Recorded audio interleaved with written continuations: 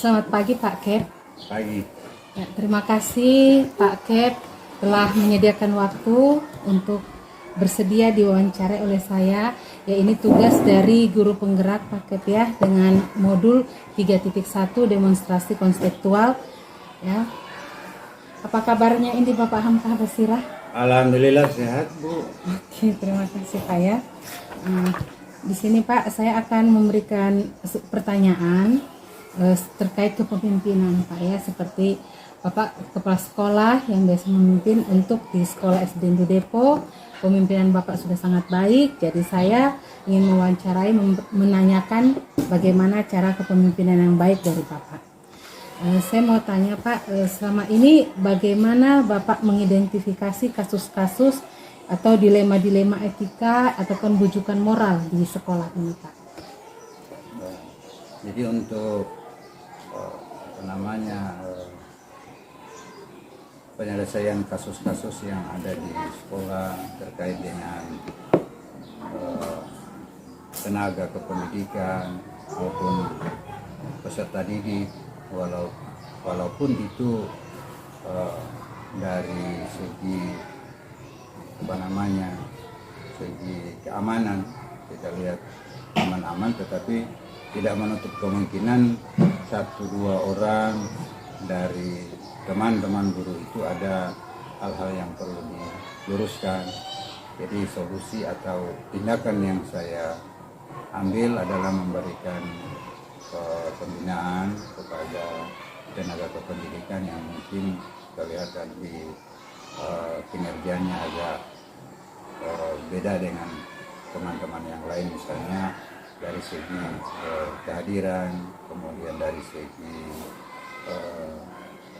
pemenuhan administrasi tentang kegiatan pembelajaran itu. Solusi yang saya ambil itu memberikan pembinaan kepada tenaga kependidikan, itu terkait dengan tenaga kependidikan. Kemudian kalau terkait dengan warga sekolah, ada hal-hal yang mungkin dianggap merupakan salah satu masalah yang ditimbulkan oleh warga sekolah. Itu solusi yang saya ambil adalah mengundang warga sekolah untuk bermusyawarah, kemudian memberikan gambaran kepada warga sekolah terkait dengan keberadaan sekolah, itu terkait dengan keamanan lingkungan dan lain sebagainya. Itu disampaikan melalui musyawarah bersama warga sekolah yang ada di lingkungan sekolah. Oke, baik sekali Pak ya. Jadi Bapak selalu mengkonfirmasi juga permasalahan pada ibu atau bapak-bapak guru Pak ya. Nah, yang saya tanyakan kembali Pak, bagaimana Bapak menjalankan pengambilan keputusan di sekolah Pak? Jadi untuk mengambil keputusan yang ada di lingkungan satuan pendidikan itu berdasarkan musyawarah dan mufakat antara kepala sekolah dengan tenaga kependidikan yang ada, guru dan tenaga kependidikan yang ada di satuan pendidikan. Jadi pengambilan keputusan itu berdasarkan hasil musyawarah mufakat antara kepala sekolah dan guru atau tenaga pendidikan. Oke, berarti musyawarah dulu Pak ya untuk mengambil sebuah keputusan. Baik Pak, kira-kira Pak langkah-langkah atau apa yang Bapak lakukan untuk mengambil musyawarah itu Pak? Langkah-langkahnya seperti apa saja Pak? Apakah mengkonfirmasi dulu atau mengundang secara pribadi atau bagaimana? Jadi terkait dengan musyawarah yang dilaksanakan untuk menentukan atau mengambil keputusan, itu saya selaku pimpinan mengkonfirmasi dengan tenaga kependidikan atau guru dan tenaga kependidikan, itu melalui mengundang dulu kepada teman-teman sejawat untuk mengadakan musyawarah. Jadi itu saya laksanakan secara rutin. Itu setiap bulan itu 1 kali ada pertemuan dengan dewan guru terkait dengan hal-hal yang kita bahas terkait dengan apa yang ada di satuan pendidikan, baik itu masalah proses pembelajaran maupun masalah keamanan di lingkungan satuan pendidikan. Oke Pak ya. pertanyaan saya selanjutnya Pak ya. Hal apa saja yang Bapak anggap efektif dalam pengambilan keputusan selama ini Pak yang menyangkut dilema etika? Jadi hal efektif itu saya melaksanakan musyawarah dengan teman sejawat atau bawahan atau guru dan tenaga kependidikan di satuan pendidikan itu. Pertama-tama saya menggali apa yang menjadi akar permasalahan. Kemudian saya memberikan solusi atau kiat-kiat kepada teman-teman guru untuk menyelesaikan persoalan yang terjadi terkait dengan dilema etika yang ada di satuan pendidikan. Kemudian Pak, apa saja tantangan biasanya Pak dalam pengambilan keputusan yang berdasarkan dilema etika itu? Tantangannya apa saja? Jadi tantangan yang akan timbul mungkin dari warga sekolah, terutama dari Dewan Pendidikan, Dewan Guru, itu ada 1-2 guru yang tidak sependapat dengan apa yang diputuskan melalui musyawarah, tetapi dengan solusi-solusi yang saya tawarkan kepada teman-teman itu, pada akhirnya teman-teman guru bisa menerima apa yang saya tawarkan, solusi atau penyelesaian masalah seperti apa, sehingga tidak ada di antara teman-teman itu yang berbeda pendapat. Oke Pak ya.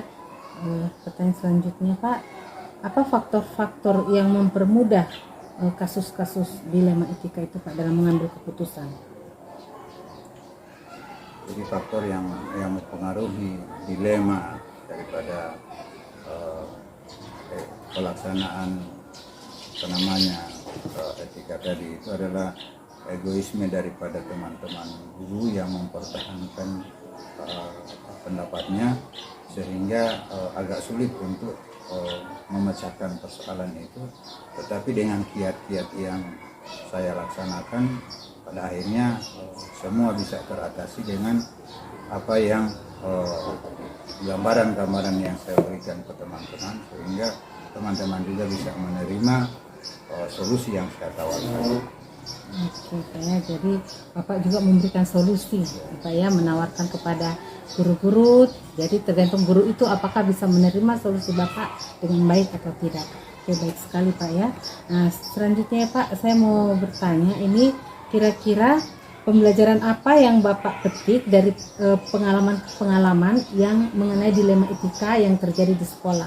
Pelajaran apa yang Bapak bisa petik sebagai seorang pimpinan?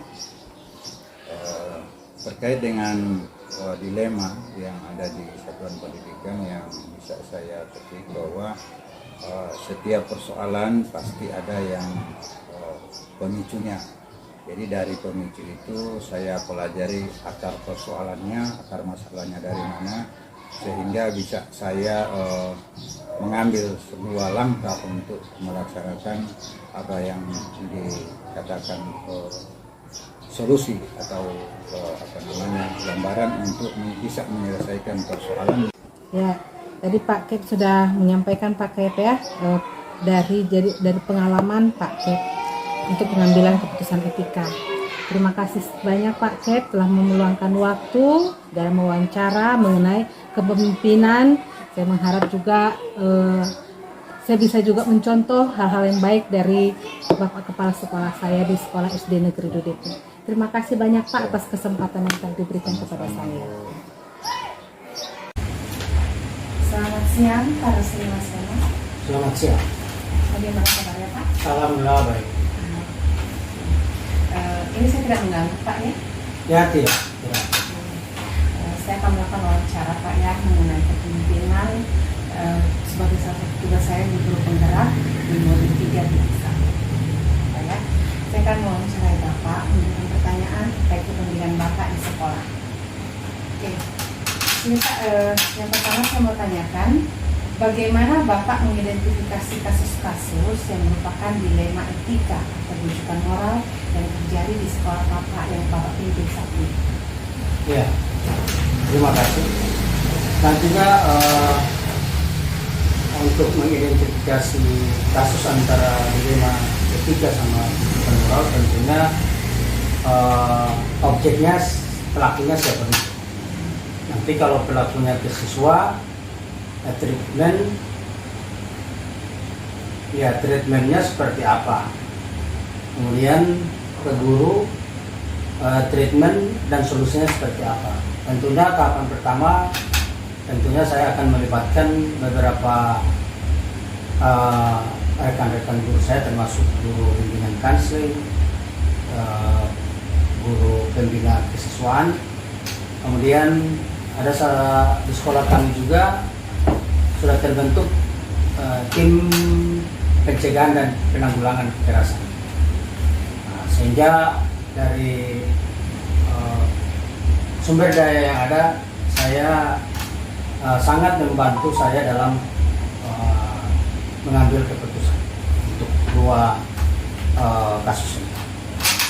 Berarti Bapak mengidentifikasi dulu Pak ya, juga Ya. di sekolah Bapak sudah ada guru konselingnya, juga ada pembentukan TPPK untuk Ya. mengatasi masalah-masalah di sekolah Pak ya. Oke, baik sekali Pak ya. Selanjutnya Pak, bagaimana Bapak menjalankan pengambilan keputusan di sekolah Bapak yang terutama kasus-kasus di mana ada dua kepentingan nih Pak ya, yang kepentingan sama-sama benar atau sama-sama mengandung nilai kebajikan?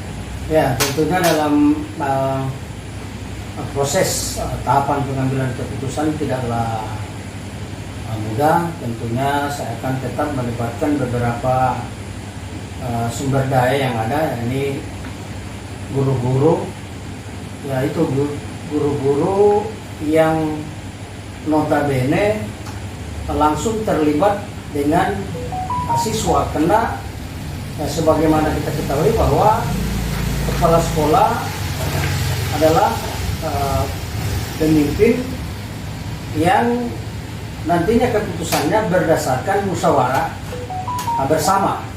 Jadi saya tidak serta-merta ketika ada satu kasus atau permasalahan yang ada di satuan pendidikan mengambil keputusan harusnya sesuai dengan musyawarah yang ada.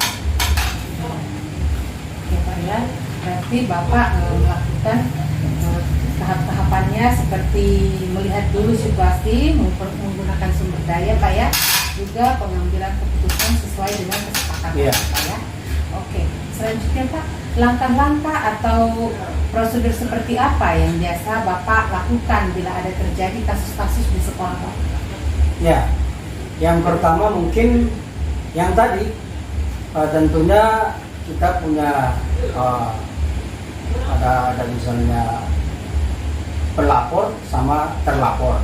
Dalam hal ini ada subjek dan objek Iya. permasalahan, sehingga sebagaimana apa yang saya katakan tadi, bahwa saya telah mendelegasikan tugas saya, sebagian tugas saya itu kepada beberapa rekan-rekan guru saya, yang tentunya dari potensi yang ada, saya sudah bisa meyakini bahwa apapun keputusan yang saya ambil itu adalah hasil dari kesepakatan yang ada di dalam lingkup kerja, terutama dalam satuan pendidikan yang saya pimpin. Oke, berarti Bapak langkah-langkahnya itu yaitu membuat keputusan dari hasil kesepakatan Pak ya. Oke, baik sekali Pak.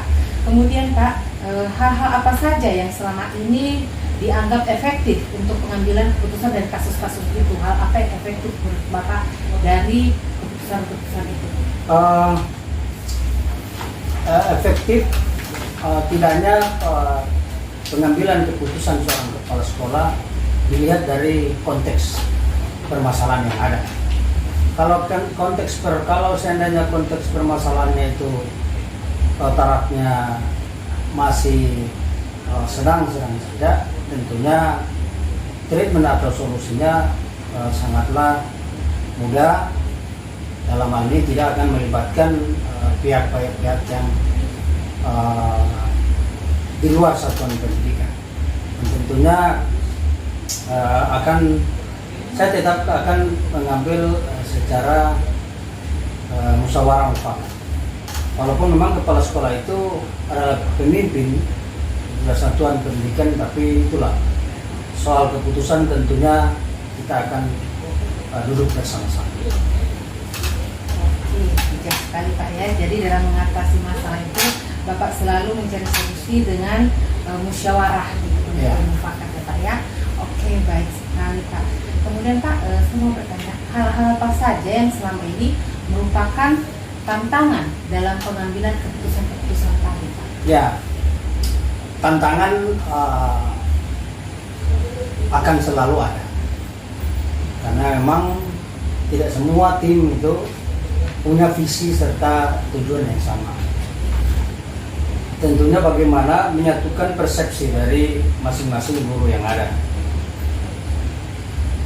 sehingga dengan merasionalkan apa yang akan menjadi tujuan serta solusi akan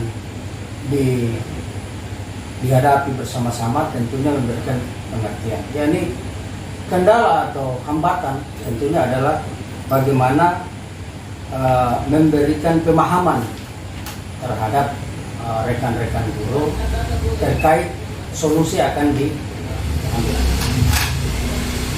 Jadi intinya menyatukan persepsi.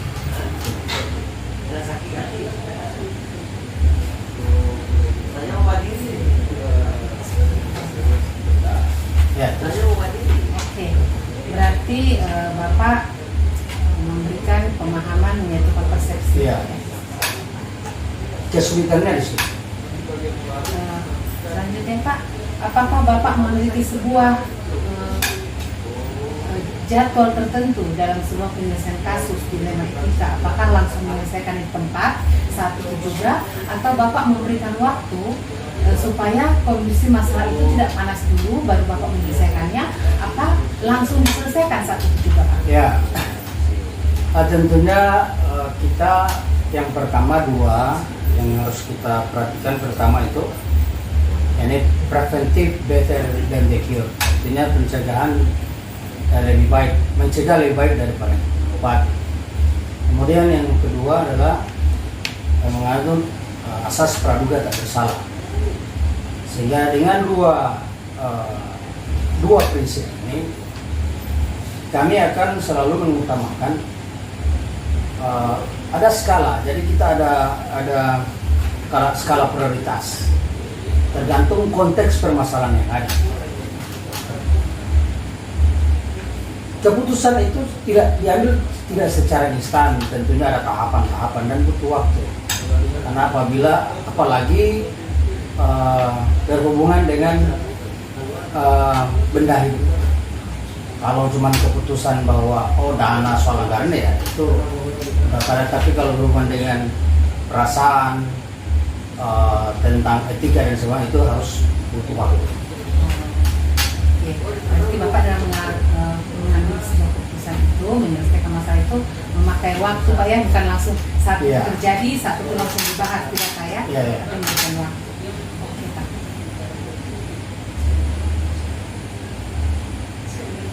Selanjutnya Pak, saya mau tanya, apakah Bapak sebagai seorang pimpinan ada faktor-faktor apa yang selama ini mempermudah atau membantu Bapak dalam mengambil keputusan di dalam etika? Hal-hal apa saja yang mempermudah Bapak untuk mengambil sebuah keputusan? Ya. Mungkin yang pertama ada dua faktor yang saling keterkaitan erat. Yang pertama faktor internal sama eksternal. Faktor yang internal itu dari dalam pribadi saya ini, saya akan selalu mengedepankan tupoksi, ya, tugas pokok dan fungsi saya sebagai kepala sekolah, sehingga saya akan selalu bertindak dan mengambil keputusan sesuai dengan tupoksi saya.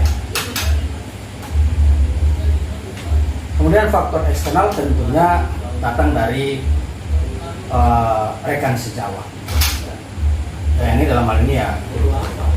Tentunya ada beberapa guru-guru yang memang mungkin guru-guru yang sudah senior, tentunya kecerdasan emosional dan berpikir mereka yang saya minta sebagai pertimbangan dalam mengambil keputusan. Jadi melihat faktornya itu faktor internal atau eksternal dari Iya, luar tapi dan dalam, Pak, ya. dengan perpaduan antara, kalau misalnya hanya faktor ego saya yang terdepankan, berarti saya bukan pemimpin yang baik. Tentunya harap faktor eksternal dari rekan sejauh, terutama yang memang ya itulah guru-guru yang sudah senior. Jadi pengambilannya Pak, ini Pak ya, jadi faktor internal, eksternal, mengedepankan tugas pengambilan keputusan sesuai dengan porsi. Ya itu secara normatif. Ya kalau realistisnya ya, tentunya kita tetap mengacu kepada aturan-aturan yang ada, terutama peraturan akademik atau aturan yang ada di satuan pendidikan yang tentunya tidak lepas dari visi misi sekolah. Jadi faktornya itu juga dari visi yang ada di sekolah, Ya. ya. Apakah pelanggaran itu sudah betul-betul melanggar visi dan misi dari sekolah tersebut? Makanya tadi saya karena konteks permasalahan dulu. Kalau konteksnya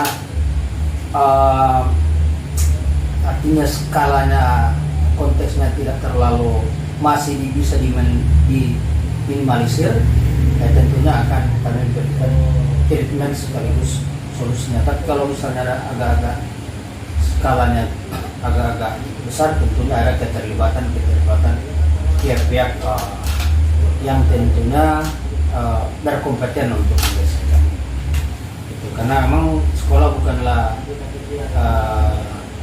decision maker, tapi pembuat keputusan. Tapi tentunya kami hanya sebagai wadah untuk mencari bagaimana mencari solusi. Oke, dari pembicaraan kita ini Pak, Bapak lihat sekali bahwa Bapak adalah pemimpin yang baik Pak ya. Terima kasih. Pertanyaan terakhir saya nih Pak ya, dari semua hal yang telah disampaikan Bapak tadi ya, mengenai bagaimana mengidentifikasi sampai juga dengan faktor-faktor tadi Pak ya, saya mau menanyakan pembelajaran apa yang Bapak dapat petik dari pengalaman Bapak sebagai kepala sekolah dalam mengambil keputusan selama ini? Ya, Pertama, hari ini tentunya ada dua yang harus kita pikirkan di sini sebagai faktor, dan ini saya sering tekan dari teman-teman saya bahwa kompetensi sama tupoksi. Karena ketika kita memiliki kompetensi yang baik, tentunya kita akan melaksanakan tugas dan pokok kita secara maksimal. Sehingga orang-orang yang berkompetenlah yang bisa menghasilkan atau merumuskan, bahkan menghasilkan dan bahkan mengambil keputusan yang bijaksana. Artinya tidak merugikan siapapun, baik itu siswa, orang tua, dan itu. Jadi saya dari ini adalah kompetensi dan tupoksi. Dan yang terakhir mungkin adalah satu, yaitu kecerdasan emosional dari seorang guru. Kalau boleh tahu Pak, bagaimana kecerdasan kepemimpinan itu Pak? Gini, kecerdasan emosional itu. Jadi sebagai kita ketahui bahwa sekarang Permendikbud nomor 373/27 itu yang kompetensi kepala sekolah, kompetensi kepribadian sosial, dan kompetensi profesional. Nah, dalam menjalankan tugas dan tanggung jawab kita sebagai kepala sekolah, tentunya tiga kompetensi ini harus dalam bersama.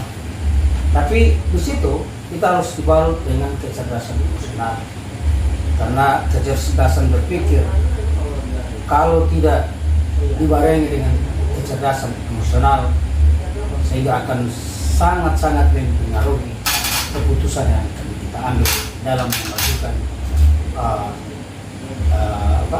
satuan pendidikan pimpinan. Nah, itu mungkin kira-kira. Mudah-mudahan jawaban saya bisa akan merasa puas, bisa memberikan kita sama-sama gambaran bahwa menjadi seorang pemimpin itu hal yang sangat sulit adalah dalam mengambil keputusan.